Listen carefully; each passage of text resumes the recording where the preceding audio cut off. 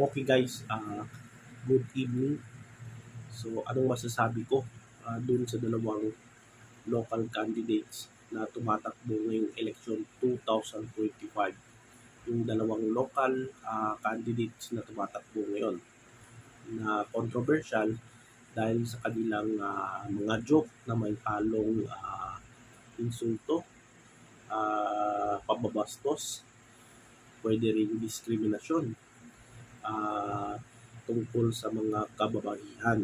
So, unahin natin itong si Christian Sia na tumatakbong congressman sa Pasig. So, yung Pasig ay pinag-usapan na natin yan doon sa nakaraang nating video. So, Pasig mayroong dalawang grupo naglalaban dyan.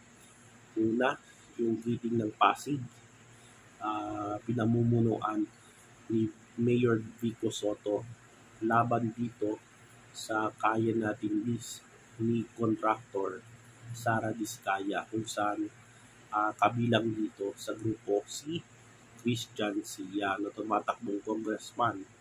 Last election 2022 tumakbong vice mayor pero tinalo siya ni Dodot Jaworski. Ngayong 2025 tumatakbong representative Long District ng Pasig City. Makakalaban niya itong si incumbent representative Roman Romulo. So ano yung sinabi dito ni Christian Sia doon sa kanilang campaign sortie dyan sa kanilang lugar. So dito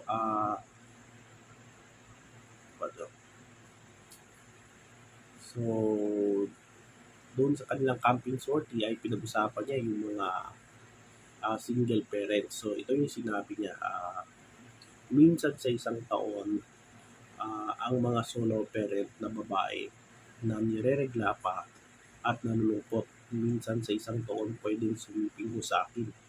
So ito yung sinabi ni Christian Sia na para sa akin ay hindi na dapat ito pinag-usapan doon sa kanilang rally, no? At dito ay alam niyo itong si Christian Sia ay binanatan itong mayor na si Vico Soto. So ngayon ay itong sinabi niya ay hindi ito nagustuhan ng mga netizen, lalo na yung mga taga-Pasig. So ito dahil binanatan mo binatikos mo si Mayor Vico, ay itong sinabi mo ay gagamitin yan, no? Pang opensa laban sa iyo, no? At makakasira ka pa sa team mo. Sa team mo yung kaya natin list, led by Sara Diskaya. So makakasira ito sa campaign nyo, no? Itong mga sinabi ni Christian Sia. So medyo hindi naman joke to. Joke siya pero merong pang insulto, no? Pambabastos. So nag-react dito yung mga women rights, no? Yung mga women rights groups at medyo hindi nila nagustuhan itong sinabi niya. So punta naman tayo sa isa pa na kandidato sa pagka-gobernador, no? Si Peter Unapia, no? Medyo hindi pa ko update dito sa Misamis Oriental, sa Cagayan de Oro lang kung saan naglalaban sa pagka-mayor si Uy versus Moreno. So dito sa Misamis Oriental tumatakbong governor si Peter Unapia. Ang alam ko sa pagkakaalam ko ay incumbent siya. So tatakbong re-election si Unapia. So ito yung sinabi niya sa kanilang campaign rally dyan sa isang bayan noong Webes. So sabi niya, kining nursing scholarship, ibig sabihin niya ay para ni sa mga babae. Dili pwede ang lalaki and katupag yun mga babae. So pasensya na kayo guys, Bisaya.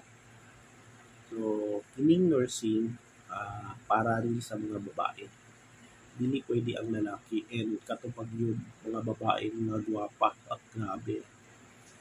Ah, yung the nursing scholarship, so yung nursing para sa scholarship ay para lang sa mga babae at hindi sa mga lalaki. Yan yung ibig sabihin niyan. At dapat ay maganda ka. So yan yung sinabi ni Unapia dito sa kanilang campaign rally. So ang alam ko marami ding lalaki na nagdo-nursing na din, no? Hindi lang babae, meron din mga lalaki. So medyo ano ito sa ni Gob. So isa pa, hindi man pwede ang maot. Kay kung luya na ang lalaki at bangon sa pangit ng nurse. So medyo may discrimination, no? Parang discrimination. Na unsa naman mo sabot atong sakit ana. So it's no for the unattractive, because if a male patient who's already weak is attended to by an ugly nurse, what would happen to them? Their illness could get worse. Yun yung sinabi niya. So sa Tagalog, hindi pwede yung pangit, ganon. Kung yung lalaki ay mahina na, hindi na malakas, syempre lapitin yan ng mga pangit na nurse, no? So anong mangyayari sa kanya? So yan yung ibig sabihin ni Unapia, medyo insulto at meron ding diskriminasyon, no, sa mga sinabi niyang pangit. So hindi maganda sa mga kandidato yung ganitong mga sinasabi nila, kasi may impact yan, no, sa lalo na kung meron kang kalaban na medyo malakas-lakas at gagamitin nila yan laban sa iyo.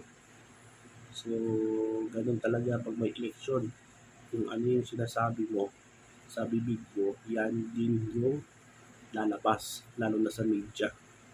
At gagamitin din yan ng mga commentators, yung mga vloggers, no? Yung mga reaction nila, no? Gagamitin pang reaction nila kung anong masasabi nyo dito, ano yung komentaryo dito, at syempre yung mga tao, yung mga botante. Kaya sa mga kandidato, dapat marunong kayong respeto, lalo na sa mga kababaihan, no? At wag sana bastos, no? Wag mag-encourage ng bastos, discrimination, racist, at pang-insulto, no? Pantay-pantay lang tayo dito, babae, lalaki, LGBT, PWD, etc. So lahat dapat irespeto, kahit ano mang anyo nyo, kulay, kahit ano mo pa, dapat irespeto, no? So yan lang yung masasabi ko dito sa dalawang controversial na kandidato, no, tungkol sa joke na may halong bastos at insulto laban sa mga kababaihan. So yan lang yung ating topic sa araw na ito. Kita-kits tayo sa next video at good night.